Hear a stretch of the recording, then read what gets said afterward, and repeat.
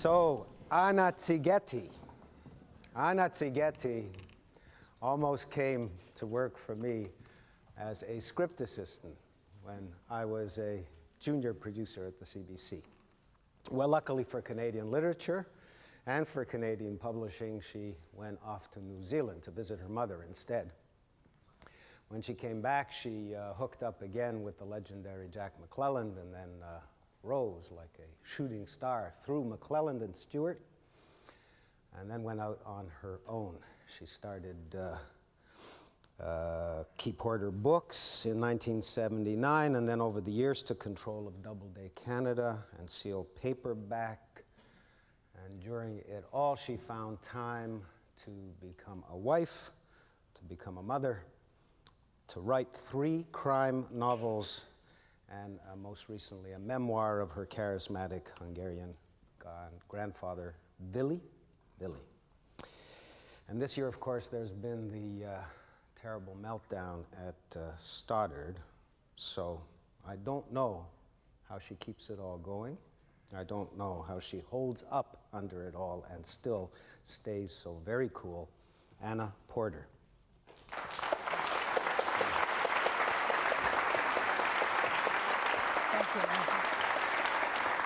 How do I get switched on?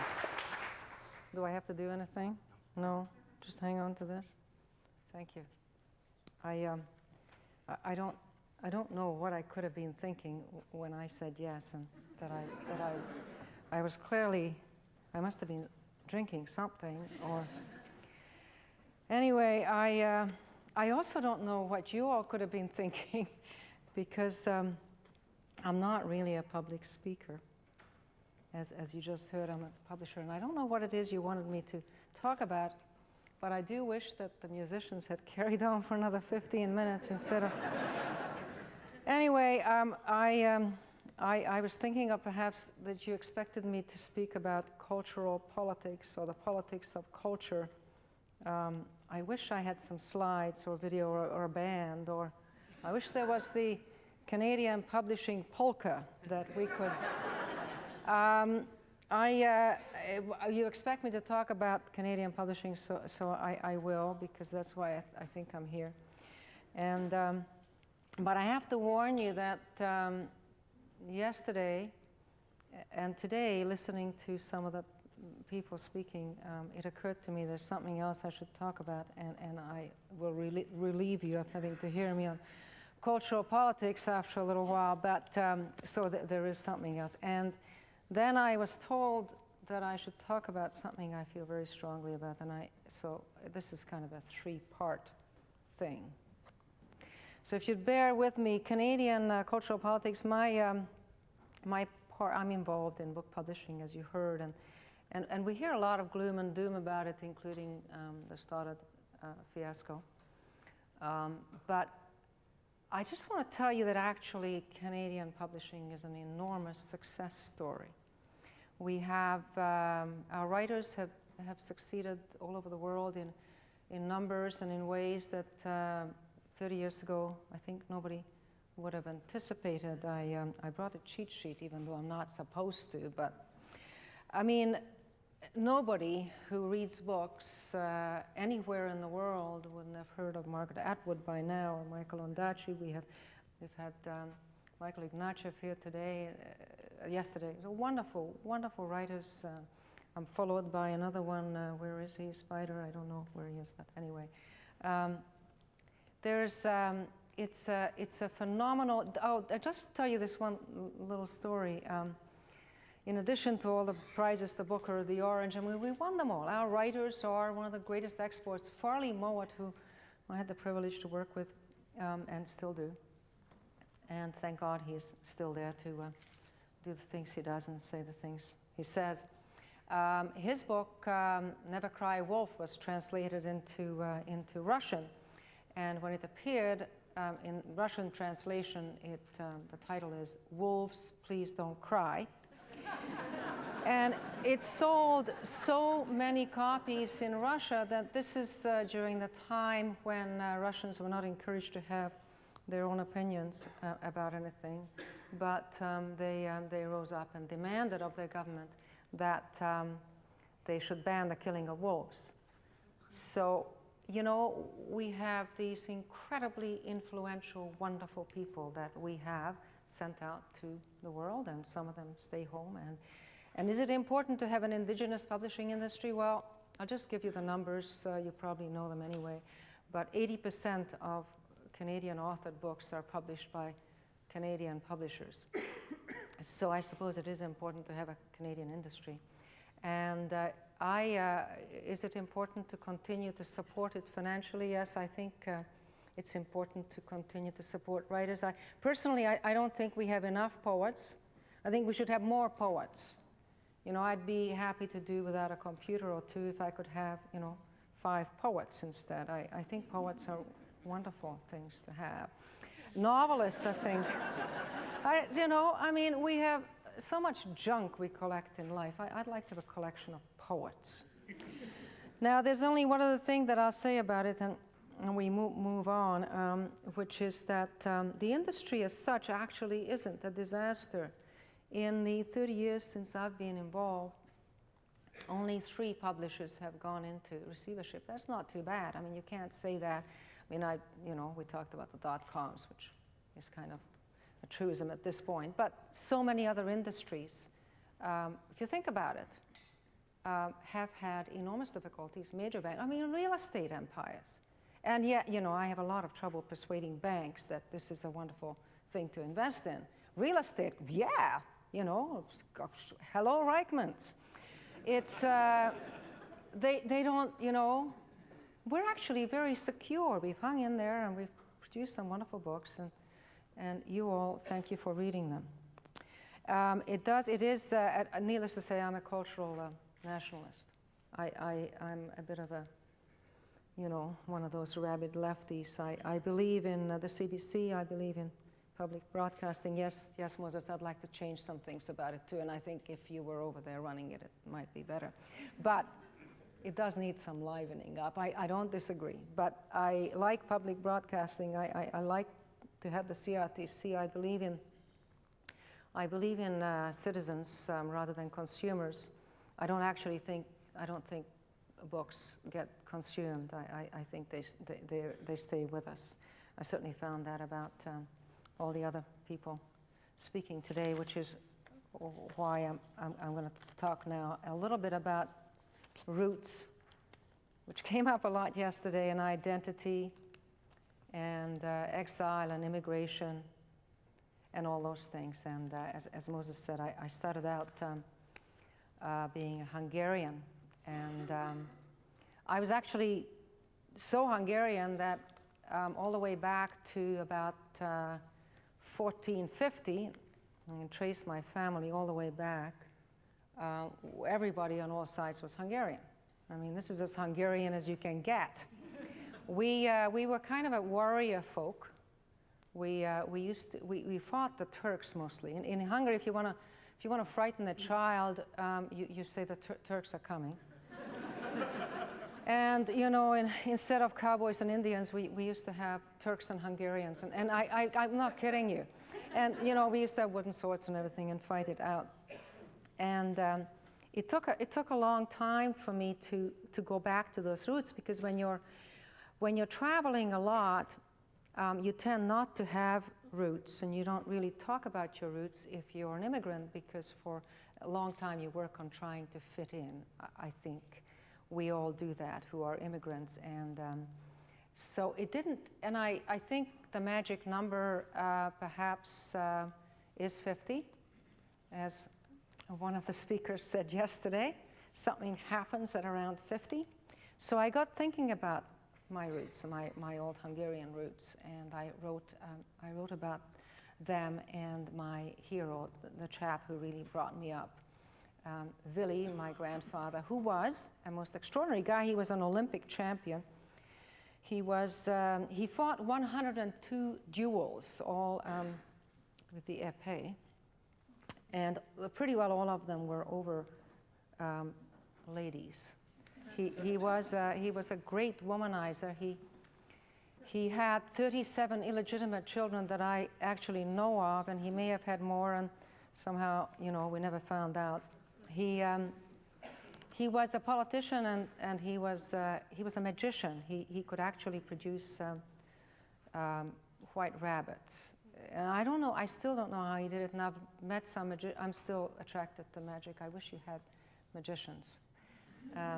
David Ben, if you've ever, anyway, that's another story. But I love magic and magicians, and he could produce these wonderful, he played soccer, a lot of soccer stuff here the last few days, and he played soccer on the university team in Budapest when he was a young lad, and he used to distract the other team members by producing he did a lot of doves to white pigeons. They were actually called them doves, but they weren't. They were pigeons. He did doves. And needless to say, the other team would get a little distracted, and his team would score. But I didn't say he was always fair. He was essentially a pretty good man, though, despite... I'm a feminist, I think. I've always thought of myself as a feminist, but I've never had a problem with his womanizing. Now, my grandmother had huge problems with it. But I was proud. I thought, you know, this is quite neat. I mean, here's this old guy, you know, having all this fun. When he was 82 years old, he had a mistress. I thought, this is just great.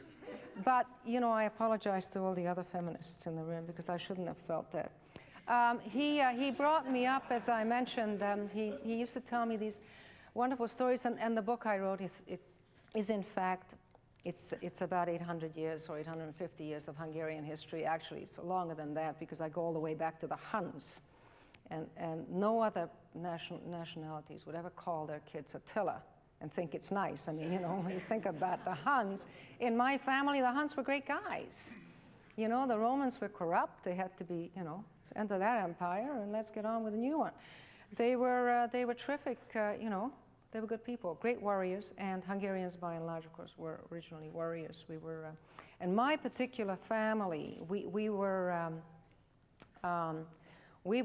all, the whole family, warrior after warrior, what we, you know, king would call, or, you know, some lesser nobility, and out with a horse, off with a sword, and into battle. And this is basically what we did.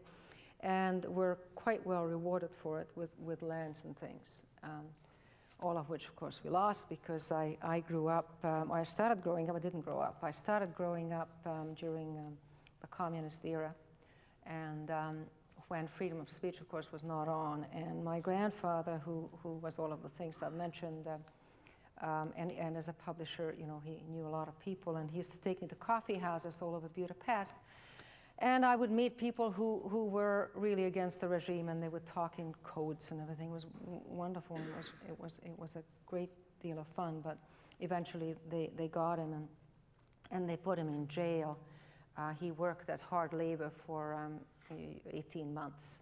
And after that, he decided he had to leave, and there was a string of bribery that you could actually effect, and he was able to get out. But he lived in exile. When he went to New Zealand, which is, of course, where I continued to grow up, he didn't go as an immigrant. And we're talking about all those things earlier on about, you know, you take a lot of stuff, baggage with you. And the idea is you want to have people come to a country, that's your country, and now Canada's mine, who want to live here, who want to contribute to society, who want to make something good happen, and who are not going to continue their old grudges. Well, my grandfather was not an immigrant. He didn't want to be there. He was an exile. He wanted to go home.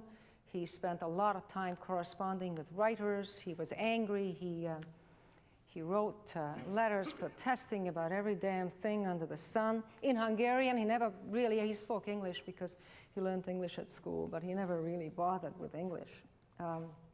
So when he died in exile. I tried living in New Zealand for a long time, and you asked me about New Zealand, and I found the country was really beautiful. The people, and apologies to all the New Zealanders here, were so boring, I could not believe it.